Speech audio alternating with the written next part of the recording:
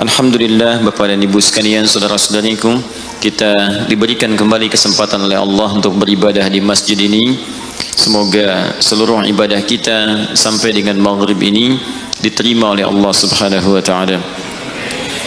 Tentunya kita juga berdoa, bermohon kepada Allah semoga yang belum berkesempatan untuk beribadah dari dua kalangan manusia. Yang pertama adalah orang yang telah beriman tapi imannya baru sampai di lisan, sehingga dengan iman itu dia baru bisa berucap dan belum bisa beramal saleh. Kita doakan orang-orang ini pun, para pelaku maksiat, segera bertobat sebelum mereka wafat kembali kepada Allah Subhanahu wa taala dan bisa juga tergerak beribadah. Yang kedua adalah hamba-hamba Allah yang masih diberikan kesempatan hidup sampai dengan malam ini namun belum beriman kepada Allah. Kita berdoa, bermohon kepada Allah semoga mereka semua mendapatkan cahaya dalam jiwanya, dibimbing oleh Allah Subhanahu wa taala untuk bersyahadat juga sebelum mereka wafat kembali kepada Allah Subhanahu wa taala. Kita insyaallah di pertemuan kali ini akan melanjutkan pembahasan di surah Al-Fatihah, dan kemungkinan ini bagian terakhir dari pembahasan tafsir ataupun keterangan terkait dengan surah ini pada bagian yang pertama, terakhir di bagian yang pertama tentang makna ayat. Setelah itu selesai, masuk pada bagian yang kedua, masih di pembahasan Al-Fatihah, yaitu terkait pembahasan fikihnya. Jadi kita baru menggali maknanya, fikihnya belum. Fikihnya kita akan ambil terkait dengan hukum-hukum ibadah atau muamalah yang tersirat ataupun tersurat di dalam surah Al-Fatihah. Apakah di situ ada hukum terkait dengan solat misalnya? Kalau ada terkait hukum dengan solat, bagaimana cara menyikapinya? Bagaimana membaca Al-Fatihah dalam solat? Kalau imam sudah ruku, apakah Al-Fatihahnya tetap dibaca oleh makmum yang masbuk? Kalau imam kemudian membaca Al-Fatihah dengan jahar, apakah bismillahnya kita jaharkan? Demikian selanjutnya, insyaallah nanti kita akan bahas satu persatu setelah menyelesaikan uraian-uraiannya. Kemudian yang bagian terakhir, ini PR untuk kita semua, menyempurnakan bacaan Al-Fatihah dan pengamalannya sepanjang hidup kita. Nanti kalau sudah selesai, saya akan coba membuatkan sebuah kurikulum sebagai intisari dari kandungan Al-Fatihah yang diterapkan dalam kehidupan kita. Misal, saat kita melakukan sebuah pekerjaan, bagaimana menerapkan bismillah dalam pekerjaan kita? Seperti apa misalnya tautannya? Saat mendapatkan rezeki dari Allah, baik berupa harta benda kah, pengetahuan kah, atau tenaga kah, bagaimana menerapkan makna alhamdulillahirabbil alamin dalam rezeki itu sehingga Allah berkenan menambahkan kembali dan memberikan rahmat dari apa yang telah kita dapatkan. Demikian seterusnya sampai nanti yang terakhir, bagaimana menemukan teman dalam kehidupan.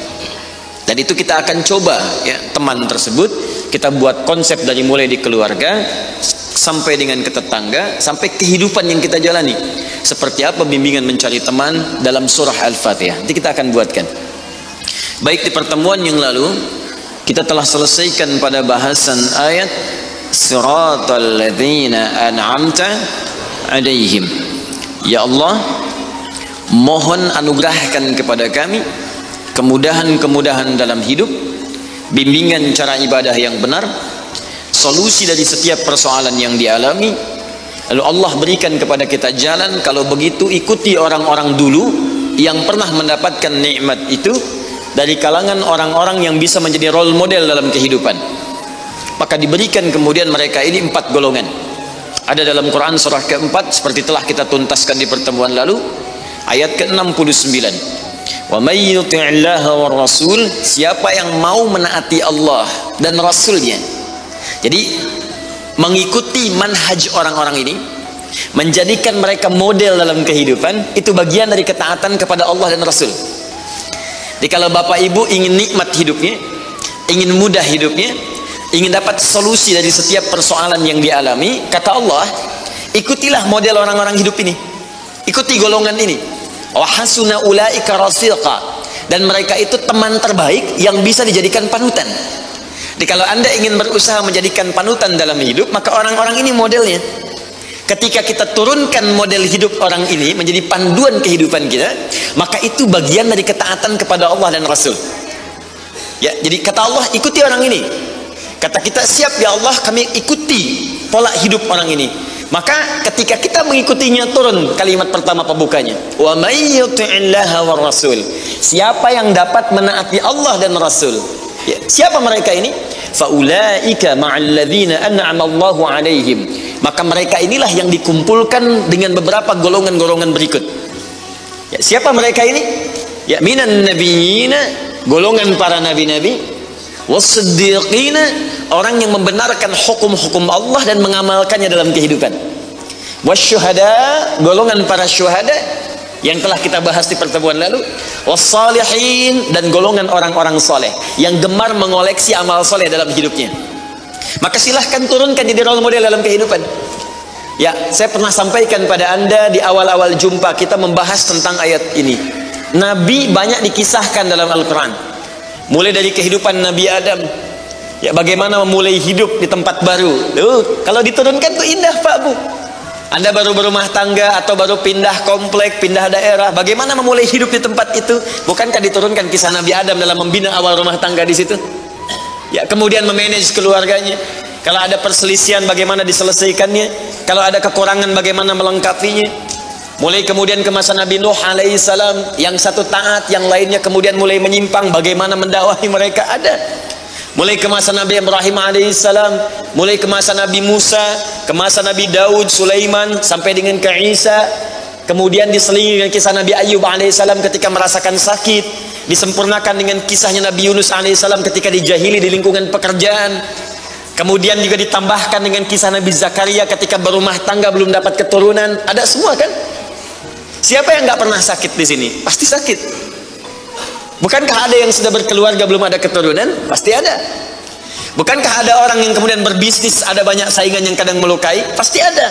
Makanya diturunkan role modelnya untuk kita ikuti. Dari mulai bacaan zikirnya, doa-doanya, cara menyikapinya, sampai juga diberikan oleh Allah jalan untuk menyelesaikannya. Ada. Pernahkah kita benar-benar sadar saat kita bekerja, berdagang, atau belajar, kita bisa niatkan semuanya dengan bismillah, dan saat rezeki datang, bahkan sekecil apapun itu, kita jawab dengan alhamdulillah? Coba kita renungkan bersama-sama. Setiap hari kita memulai sholat dengan membaca Al-Fatihah, tapi seberapa sering kita merenungkan maknanya? Saat kita ucapkan bismillah, itu bukan sekedar pembuka, itu izin kepada Allah untuk memulai langkah kita.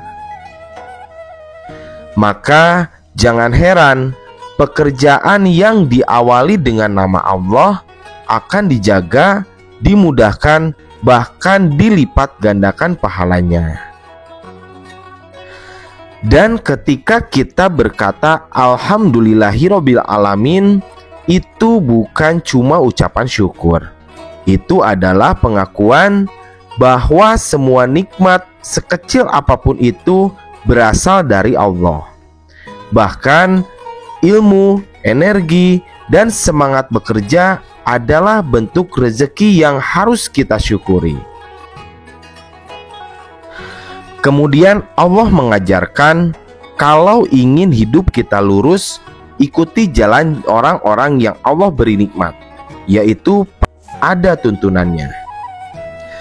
Sampai pada akhirnya kita akan sadar, teman sejati bukan cuma yang menemani di dunia, tapi yang menuntun kita kepada Allah. Maka jangan heran, dalam surah ini pun Allah bimbing kita agar berkumpul bersama orang-orang yang benar, karena merekalah teman terbaik dalam hidup dan akhirat. Mulai hari ini, mari jadikan Al-Fatihah bukan hanya sekedar bacaan, bukan hanya doa, tapi langkah yang nyata. Karena kalau kita ingin rezeki yang berkah, pekerjaan yang tenang, dan hidup yang penuh rahmat, kita hanya perlu satu hal, yaitu ikuti jalan hidup yang Allah sudah tunjukkan lewat nabinya, Dan itu semua ada di dalam surat Al-Fatihah. Jika video ini membuka hatimu, tekan like, share supaya semakin banyak yang merasakan petuah ini, dan jangan lupa subscribe agar kita bisa terus saling menguatkan.